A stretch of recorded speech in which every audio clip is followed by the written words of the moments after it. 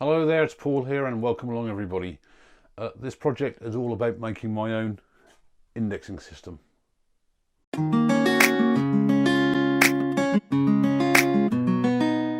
I'm using a bit of 9mm ply here and I've cut this out just over 6 inches square using my circle cutting jig, which I really struggle with just to get this finished off.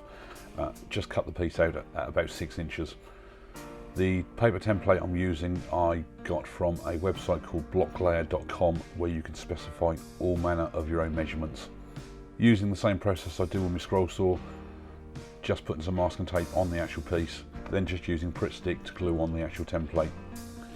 Once that's on, it's just straightforward, simple, drill it all out on the drill press.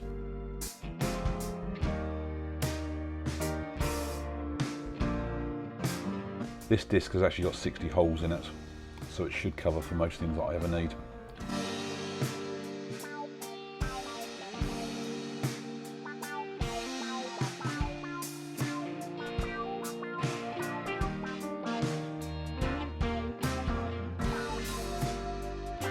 This is really the only mistake I made, was I only have this flat bladed drill bit to drill out the centre hole, and it probably did go a little bit off centre. Quickly and easily fits onto the actual lathe, just sits right behind the chuck. Certainly do not start up the lathe with this attached, because you will find that the chuck will probably run loose unless you've got some form of locking nut on your chuck. For the actual locking mechanism, I'm just using loads of offcuts, scrap wood that I've got lying about. The main piece there, 40mm by 40mm, is what's going to be the main base that sits on the bedways.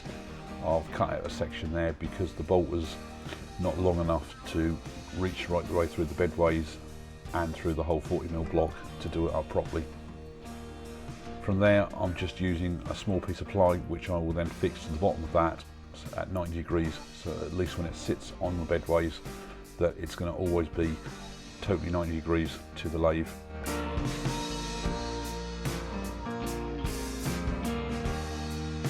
I then just use another piece of softwood, which I will drill an 8mm hole through and fix a coach bolt in from underneath the lathe. You just have to make sure you've got it thin enough so that it can drop through the bedways, rather than having to manually keep undoing the bolt every time. For the actual main locking mechanism, I'm using another piece of plywood there. I think it's probably 9mm again, could be 5.6mm. The thicker on this would be better, and because I'm just going to be using a 3mm nail, I'm cutting out a very narrow slot on the scroll saw to start with, just to try and keep it as tight as possible.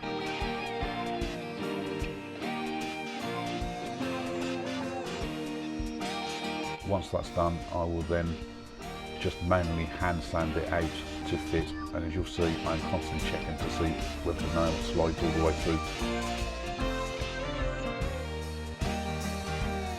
Final bit of assembly. Everything on here was glued with wood PVA glue to start with, and just held in place with screws.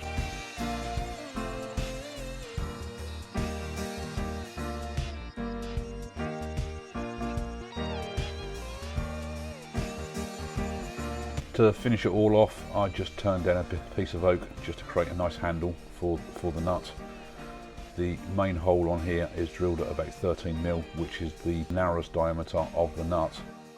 There's a 10mm hole drilled after that, so at least the bolt will freely go through.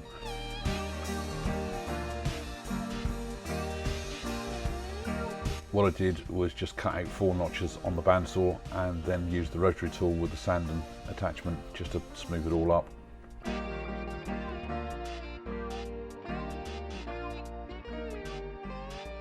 As you can see, installing the whole thing, very quick and easy job. It's just a matter of seconds. Now, I hadn't planned on making one of these indexing rings, had no intention whatsoever. I did a little bit of searching on YouTube because I wanted to get into, I still want to have a go at some point, of open segmented work.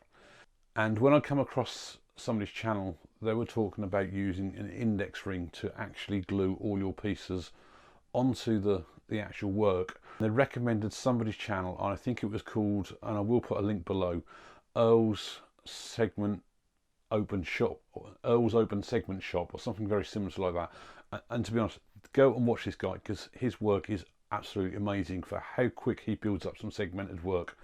Really, really good. I mean, I will totally give Earl full credit for this. I've basically took what he's done and I've put my own minor little twist on it to suit me. So the first thing was really printing off the actual template. And my first mistake there was that I went for an 11-inch ring. And the problem is that my motor gets in the way when I put this on the spindle. So therefore I then had to drop down to a 6-inch ring. So cutting out the actual circle on my circle jig on the bandsaw, nice, quick and easy.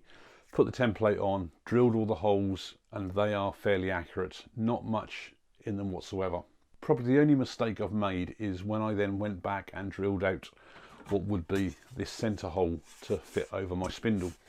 And the only drill bit I've got really for the size I needed was one of those flat spade bits. And of course, using a hand drill, it's wandered a bit. So as I said, I wanted to go for holes rather than slots in the side. I mean, both work fine. I mean, you can see here that there's very little play in there. If I'd actually made this actual back piece a lot thicker, then you would have almost no play in there. So it's just a case of the gapping that's in here and a slight gapping that's in the hole being fairly thin pieces of wood. I think these are about 9mm, gives you that bit of play. This is precisely all I need. I've gone for the 60 hole option, and I'm still going to label these up somehow. Probably just put pen marks every 5 holes or something like that, or number them sort of 5, 10, 15, 20 all the way around to 60. So at least you've got more of a visual reference on there. And I've literally geared the whole thing up on this locking system on a simple nail. Now I've deliberately made this slot so it runs about 40mm, so it goes in a little bit further but comes out here. And the main reason for that is that if I then decide to make another one of these wheels and it's a little bit bigger, it's going to come out here and I'm going to locate it. And the other reason I've gone for it this way rather than a straightforward hole in here to put in there is that when you spin this wheel around, I mean, if you spin it fast enough, you will actually see that there's probably maybe from here on this side to the other side, there's probably no more than maybe about 1 or 2mm difference. So at least this way with a slot, you're always guaranteed for it to drop in. So it just literally fits on behind your chuck. And as I say, here is where I've got a little bit of play, which again, I've marked on the top where I need to have the top so that it sits down flat when you put the chuck on, and it then runs fairly true. This 9mm is actually fairly thick on here, so your chuck, if you put your chuck on, do not start up your lathe, whatever you do, because it will, in actual fact, probably spin off because the chuck has not really got anything to hold on to. The actual stand here, again, I've just created one of my little nuts on there. I've got basically a piece of ply which sits in the groove here, so it doesn't wobble around, and then I've just got a simple piece of wood which goes underneath. Had to slot it in that way first, rotate it around when it's underneath, tighten it up, and then it draws it up against the bedways and the top here. And the only reason I've really cut this out to lower is so that at least you've got a long enough bolt length. That's a nice sturdy piece, and as I say, this disc, if we look on here, the holes are just probably starting off about there, so they're in about 10mm from the slot, but I do have all that extra, probably nearly 20 to 30mm that I could come out further, which, as you can see there, is probably about the limit that I can put on because of my motor. So a really good, fun, enjoyable project. I mean, it's probably only took me 3-4 hours at the most. It would be interesting to hear your thoughts on this, whether anybody's done anything similar, whether you're thinking now of doing something like this, all out of just literally offcuts. Thanks a lot for watching, and I'll see you on the next project video.